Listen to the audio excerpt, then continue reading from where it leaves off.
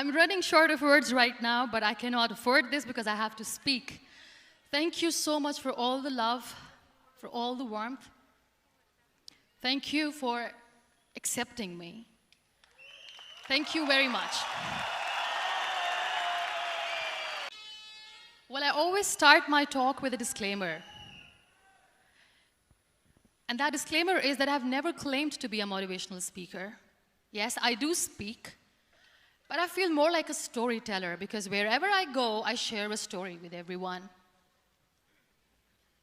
Well, it is a story of a woman whose perfectly imperfect life made her who and what she is today. It's the story of a woman who, in pursuit of her dreams and aspirations, made other people realize that if you think that your life is hard and you're giving up on that because you think your life is unfair, think again. Because when you think that way, you are being unfair to your own self. It's the story of a woman who made people realize that sometimes problems are not too big. We are too small because we cannot handle them.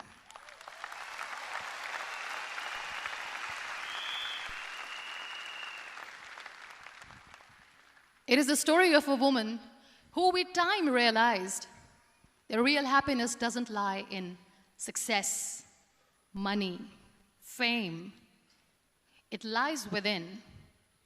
Real happiness lies in gratitude.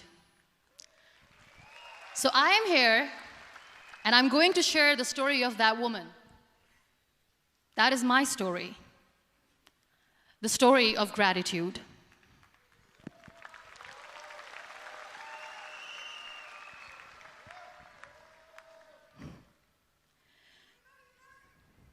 I love you too. I love you all.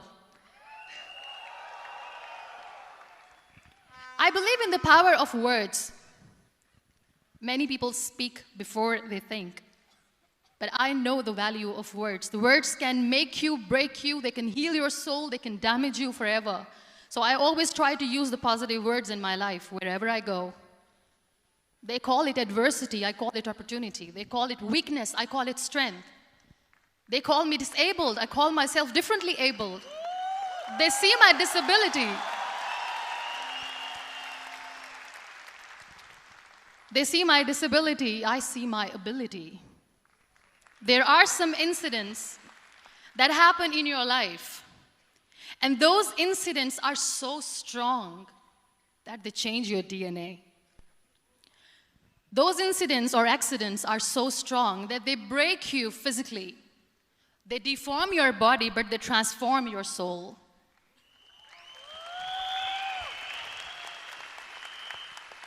Those incidents break you, deform you, but they mold you into the best version of you. And the same thing happened to me. And I'm going to share what exactly happened to me.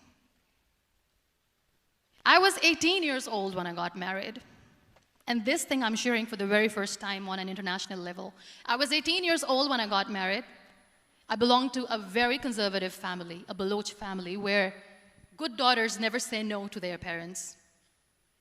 My father wanted me to get married. And all I said was, if that makes you happy, I'll say yes. And of course, it was never a happy marriage. Just about after 2 years of getting married, about 9 years ago, I met a car accident. Somehow my husband fell asleep and the car fell in the ditch.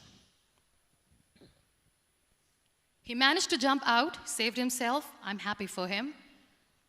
But I stayed inside the car and I sustained a lot of injuries. The list is a bit long. Don't get scared. I'm perfectly fine now. Radius ulna of my right arm were fractured. The wrist was fractured. Shoulder bone and collarbone were fractured. My whole rib cage got fractured. And because of the rib cage injury, lungs and liver were badly injured. I couldn't breathe. I lost urinary bowel control. That's why I have to wear the bag wherever I go.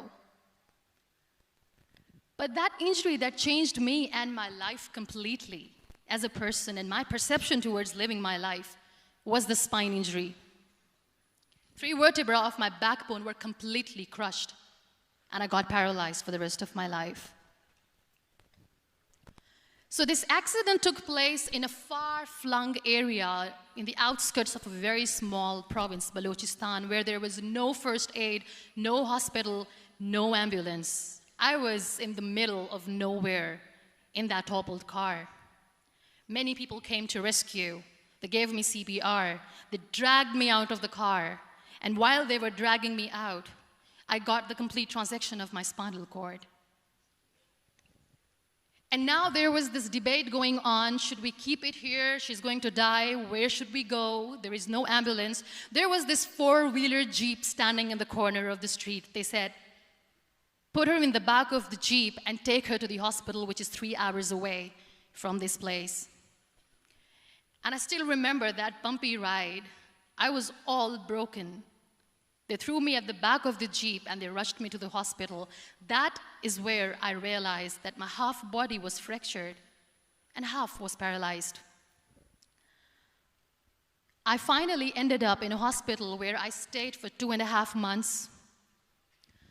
I underwent multiple surgeries. Doctors have put a lot of titanium in my arm. There's a lot of titanium at my back to fix my back. That's why people in Pakistan call me the Iron Lady of Pakistan.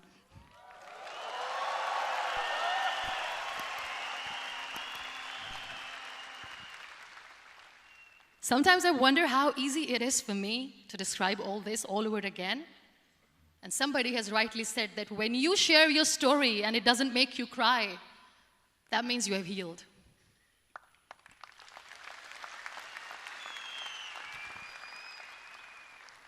Those 2.5 months in the hospital were dreadful. I will not make up stories just to inspire you. I was at the verge of despair. One day, doctor came to me and he said, well, I heard that you wanted to be an artist, but you ended up being a housewife. I have a bad news for you. You won't be able to paint again because your wrist and your arm are so deformed, you won't be able to hold a pen again. And I stayed quiet. Next day, doctor came to me and said, your spine injury is so bad, you won't be able to walk again. I took a deep breath and I said, it's all right. The very next day, doctor came to me and said, because of your spine injury and the fixation that you have in your back, you won't be able to give birth to a child again. That day, I was devastated. I still remember, I asked my mother, why me? And that is where I started to question my existence. Why am I even alive? What's the point of living? I cannot walk, I cannot paint, fine. I cannot be a mother. And we have this thing in our heads, being women, that we are incomplete without having children. I am going to be an incomplete woman for the rest of my life. What's the point? People are scared. They think I will get divorced. What is going to happen to me? Why me? Why am I alive? We all try to chase this tunnel. We all do this because we see light in the end of the tunnel, which keeps us going. My dear friends, in my situation, there was a tunnel that I had to roll on, but there was no light. And that is where I realized that the words have the power to heal the soul.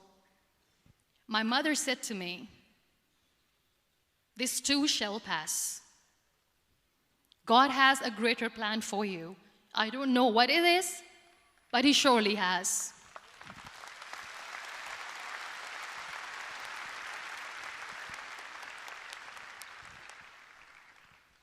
And in all that distress and grief, somehow or the other, those words were so magical that they kept me going.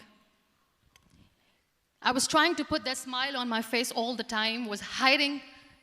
It was so hard to hide the pain, which was there.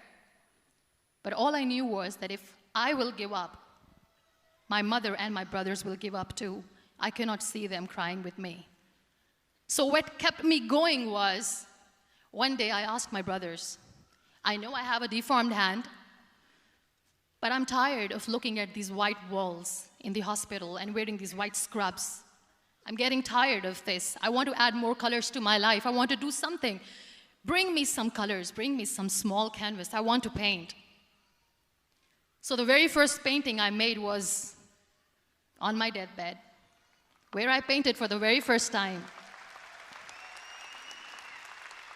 It was not just an art piece or just my passion.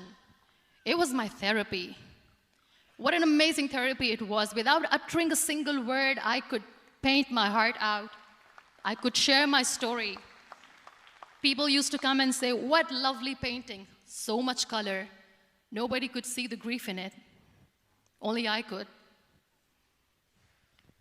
So that's how I spent 2.5 months in my hospital, crying, never complaining or whining, but painting. And then I was discharged, and I went back home. And I went back home, and I realized that I have developed a lot of pressure ulcers on my back and on my hip bone. I was unable to sit. There were a lot of infections in my body, a lot of allergies. So doctors wanted me to lie down on the bed straight for not 6 months, for not 1 year, for 2 years.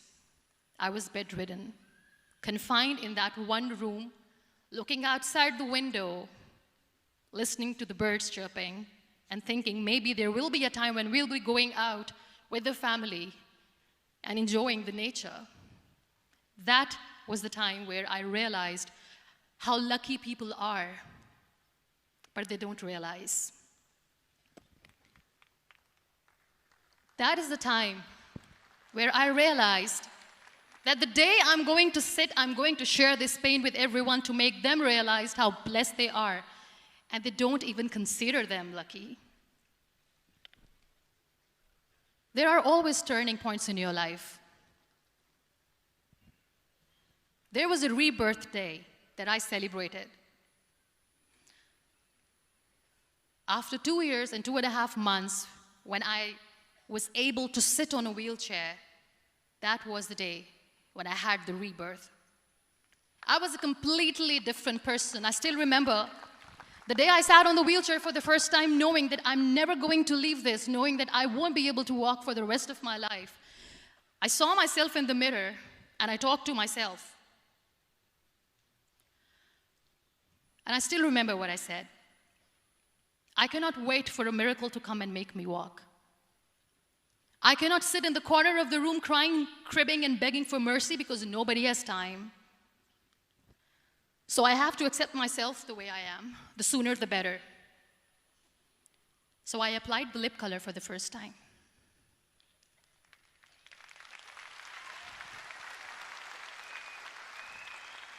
And I erased it. And I cried. And I said, what am I doing? A person on a wheelchair should not do this. What will people say? Clean it up. Put it again. This time I put it for myself. Because I wanted to feel perfect from within.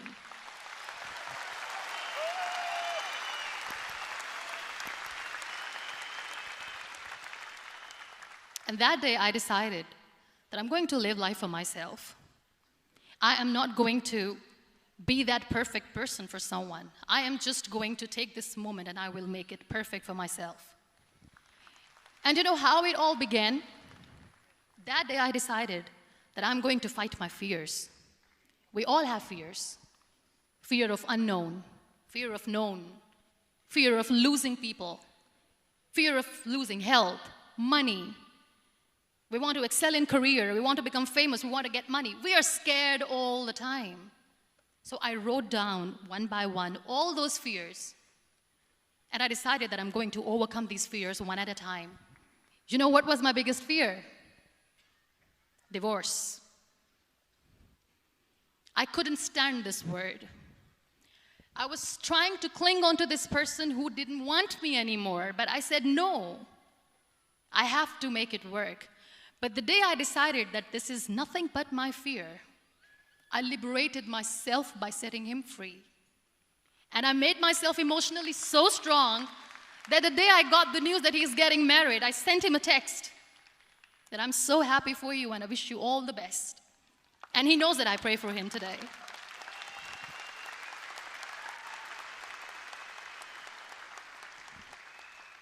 My biggest fear, number 2, was I won't be able to be a mother again. And that was quite devastating for me.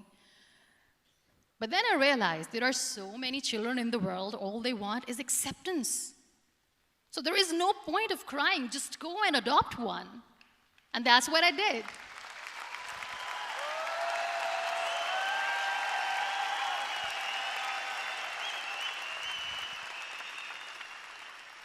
I gave my name in different organizations, different orphanages. I didn't mention that I'm on a wheelchair, dying to have a child. So I just told them that this is Muniba Mazari and she wants to adopt a boy or girl, whatsoever, but I want to adopt a kid. And I waited patiently. 2 years later, I got this call from a very small city in Pakistan. I got a call and they said, "Are you Muniba Mazari? There is a baby boy and would you like to adopt?" And when I say yes, I could literally feel the labor pain. I said, yes, yes, I am going to adopt him. I am coming to take him home.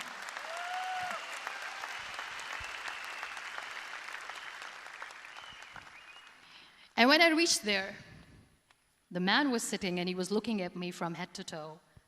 And in back of my head, I kept thinking that, oh my God, he is going to say she's on the wheelchair, she doesn't deserve it. How is she going to take care of him? And I looked at him and I said, do not judge me because I'm on the wheelchair. But you know what he said? He said, I know you will be the best mother of this child. You both are lucky to have each other.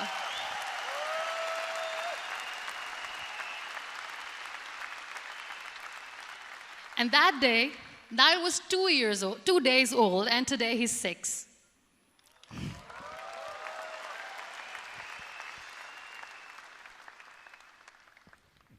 You'll be surprised to know another bigger fear that I had in me. It was facing people. I used to hide myself from people. When I was on bed for 2 years, I used to keep the door closed. I used to pretend that I'm not going to meet anyone, tell them that I'm sleeping. You know why? Because I couldn't stand that sympathy that they had for me. They used to treat me like a patient. When I used to smile, they used to look at me and say that, you're smiling, are you okay? I was tired of this question being asked, are you sick? Well, a lady yesterday at the airport asked me, are you sick? And I said, well, besides the spinal cord injury, I'm fine, I guess.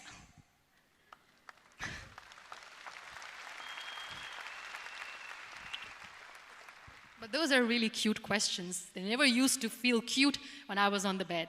So I used to hide myself from people, knowing that, oh my God, I'm not going to see that sympathy in their eyes. It's all right. And today I'm here speaking to all these amazing people because I have overcome the fear.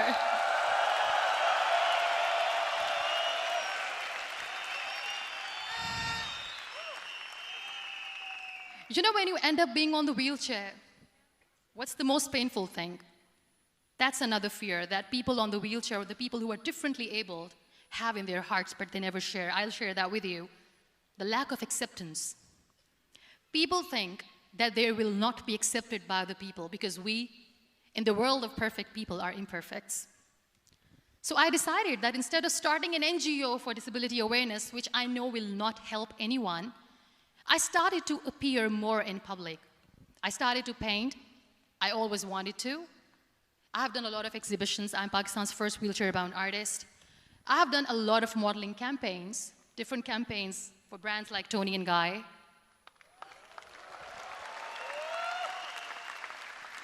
I have done some really funny, breaking the barriers kind of modeling. There was this one by the name Clown Town where I became a clown because I know that clowns have hearts too. And then I also decided that if I really want to make the difference, I am not going to let people use me for their polio campaigns where they will make you a victim and an emblem of misery and mercy and will say that, you know what, give polio drops to your children or they'll become like this girl. I decided that I'm going to join the national TV of Pakistan as an anchor person. And I've been doing a lot of shows for the last 3 years.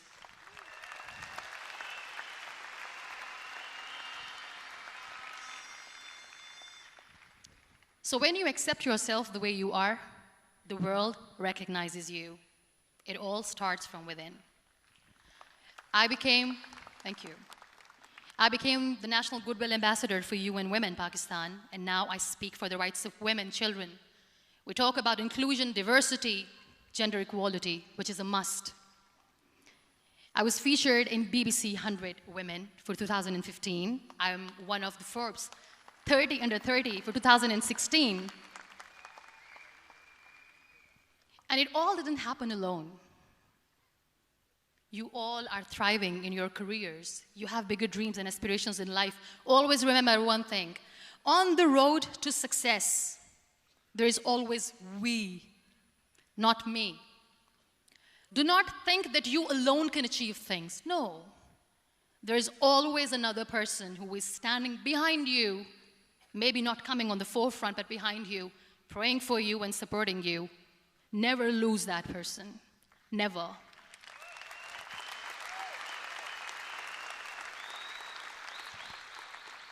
No matter how much I say that I couldn't find a hero, so I became one, I still want to recognize those 3 people in my life who literally changed my life completely, and I get inspiration from them every single day. Waleed Khan. Many people know about the terrorist attacks in Pakistan. We have lost many people. And I'm sharing this with a very heavy heart because we actually have lost a lot of people in this huge turmoil of terrorism. These people are barbarians. They do not see people. They're even worse than animals. They have killed people in mosques. They have killed people in churches, temples, even in schools. There was this terrorist attack in Army Public School, Peshawar, where these terrorists entered in an examination hall and they killed our children. And in that attack, that day, this beautiful boy, Waleed Khan, who was my hero, my real life hero, was the proctor who was taking care of the students, was keeping an eye on the students. Those barbarians shot him 3 times in the face, 5 times on his body, and he fell down. I was asked to give a talk in the school after a week of that terrorist attack. With a very heavy heart, I went there and I spoke. We sang a few national songs. I thought that maybe I've done my part, but deep inside, it was killing me. I could see children injured. I could see children sitting on the wheelchairs looking at me wondering, what next? What was our fault? Just because we were here to give examination, we have been shot. So many people, so many children lost their friends. Their classrooms were empty. The next day they went to the classroom. So this kid, Waleed Khan, I was asked that he is in a hospital right now, and you have to go and see him and motivate him and tell him that it's going to be okay. And when I saw Waleed Khan coming on the wheelchair for the first time in front of me, face was all deformed. His leg was fractured, his arm was fractured. He couldn't talk, he lost his teeth. He cannot sneeze, he cannot smell. He cannot eat. And I kept thinking, what should I say? That everything is going to be all right? No, nothing is all right. And while I was juggling with the words, what to say, what not to say, this beautiful child, Waleed Khan, came to me and he said, "Are you Muniba Mazari?" I said, "Yes." He said, "Baji, let's take a selfie."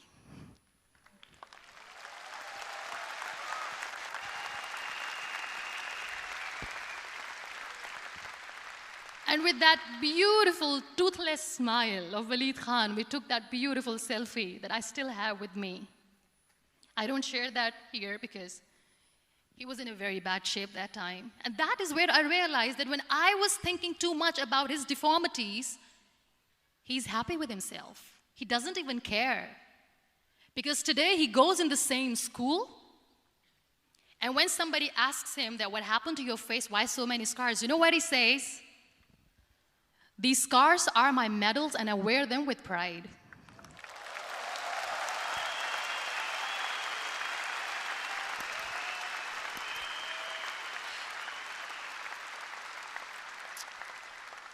And how beautifully he says the terrorists wanted me not to study. I am going to study. I will become a doctor one day. And this is my way of taking revenge from those terrorists.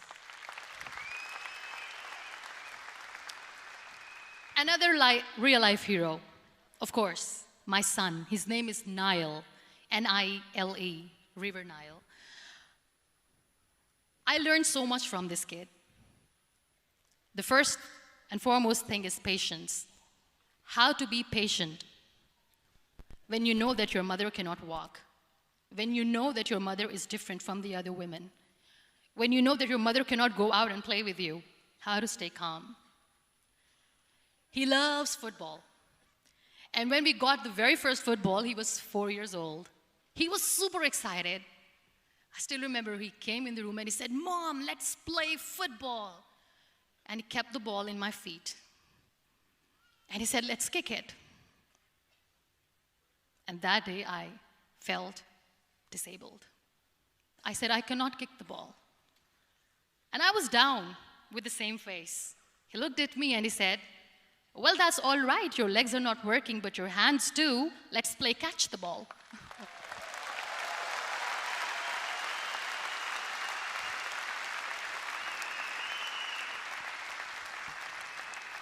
You know what? That day, he made me realize that when you think your glass is half empty, come on, your glass is half full. It's all in here and here. Last but not least, the woman who made me realize that heroes have no gender. The woman who believed in me even when I was completely at the verge of despair, where everybody left, she was there. And every time I looked at her, without saying anything, she used to look at me and said, "This too shall pass. God has a bigger plan. And one day you will say that, oh my God, that is why God has chosen me." She never cried in front of me.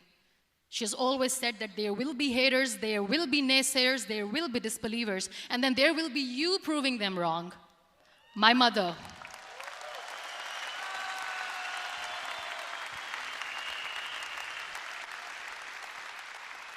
Whatever I am today, I'm nothing without her. I'm nothing without her. Thank you, Mama. I wish you were here. Thank you for making me who I am today.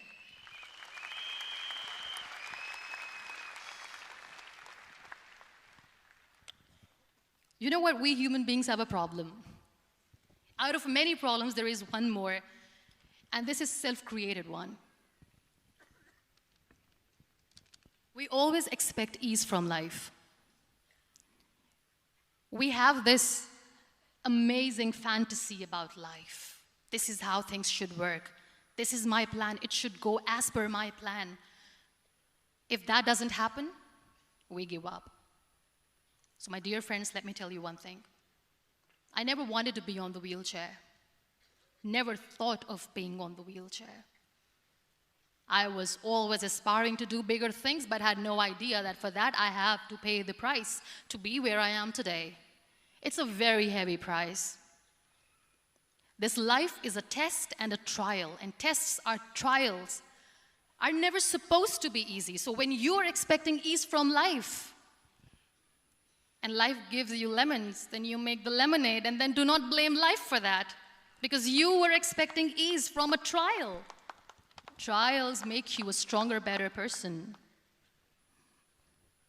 Life is a trial, and with time you realize that.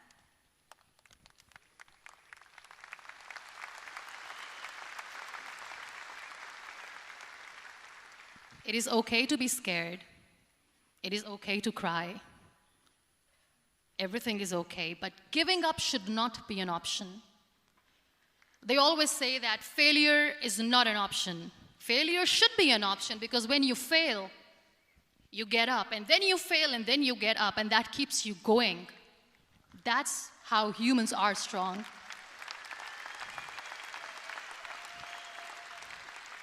Failure is an option, should be an option, but giving up is not. Never. We have this thing in minds. We call it perfection. We want everything perfect. We want ourselves to be perfect. There is this image in our head about everything. Perfect life, perfect relationships, perfect career, perfect amount of money that we need to earn no matter what. Nothing is perfect in this world. We all are perfectly imperfect, and that is perfectly all right. That's all right. We were sent here not to become the perfect people. Those people who tell you how to look perfect, even those people are imperfect. Trying to fight this fear of looking imperfect. I used to be perfect. I still remember. I got this compliment years ago when I used to walk. Oh my God, look at you. You're fair, you're tall, you're perfect. Look at me now. You're still perfect. Only the perfect eyes can see that. Only the perfect eyes will see that. Only the perfect eyes will see that. So yes, in all those imperfections, you have to listen to your heart. You don't have to look good for people. You don't have to be perfect just because other people want you to be perfect. If your soul is perfect from within, that's all right. This is all what you want. This is all what you need to be. Our society has made very weird kind of norms to look perfect and great. For men, it's different. For women, it's different. We think too much about what people say. We listen to ourselves too little. You know what makes you perfect? When you make someone smile. You know what makes you perfect? When you try to do something good for the people around you. You know what makes you perfect? When you feel someone's pain. And how beautiful pain is that it connects you with people. No other medium can connect you with others but pain. That's why I always say that I'm in pain, and that's a blessing in disguise for me. Today,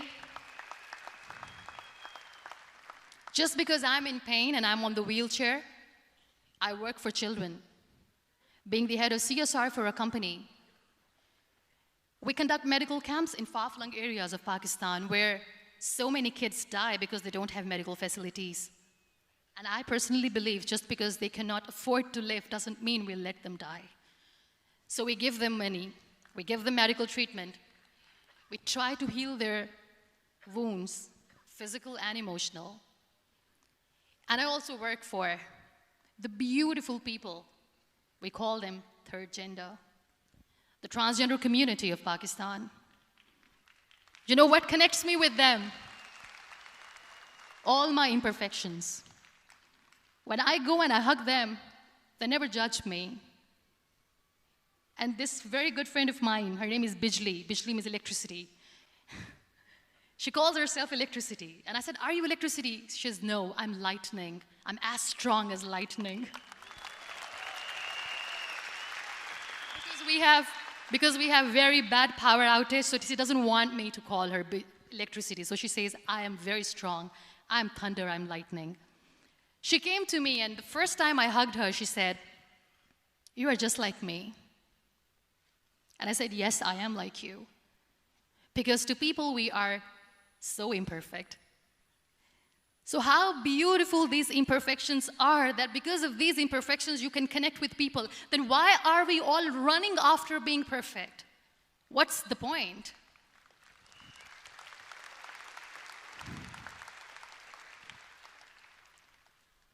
Every time I go in public, I always smile.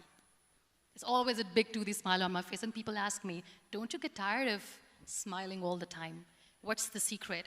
I always say one thing, that I have stopped worrying about the things that I have lost, the people that I have lost. Things and people who were meant to be with me are with me. And sometimes, somebody's absence makes you a better person. Cherish their absence. It's always a blessing in disguise.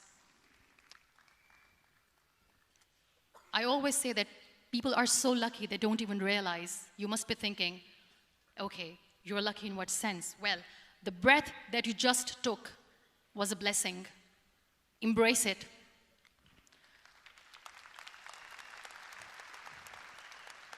There are so many people in the world who are dreaming to live a life that you are living right now.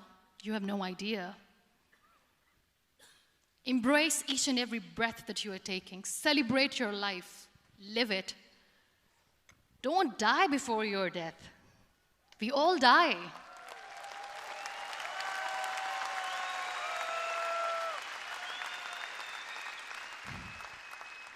We live this one routine of a day for 75 years and we call it life. No, that's not life. If you're still thinking why you have been sent here, if you're still juggling with the concept of why you are here, you haven't lived yet. You work hard, you make money, you do it for yourself. That's not life. You go out, you seek for people who need your help, you make their lives better. You become that sponge which can absorb all the negativity, and you become that person who can emit beautiful, positive vibes. And when you realize that you have changed someone's life, and because of you, this person didn't give up, that is the day when you live. Always.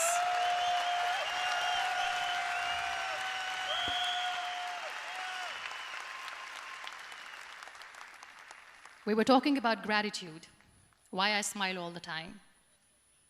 I cry all night when nobody sees me, because I'm a human and I have to keep the balance. And I smile all day because I know that if I will smile,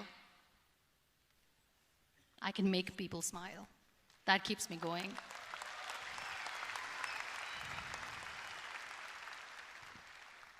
Be grateful for what you have, and you will always, always end up having more.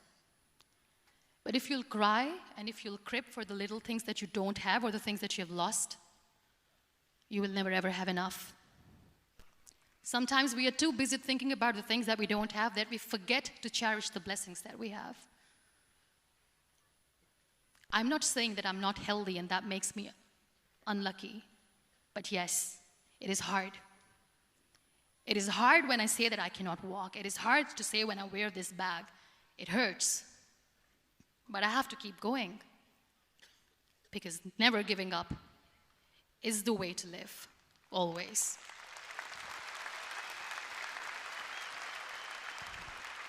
So I'll end my talk on a very short note. Live your life fully. Accept yourself the way you are. Be kind to yourself. Be kind to yourself. I'll repeat, be kind to yourself, and only then you can be kind to others. Love yourself and spread that love. Life will be hard. There will be turmoils, there will be trials, but that will only make you stronger. Never give up. The real happiness doesn't lie in money or success or fame. I have this all, I never wanted this. Real happiness lies in gratitude. So be grateful, be alive, and live every moment. Thank you so much, everyone. Thank you.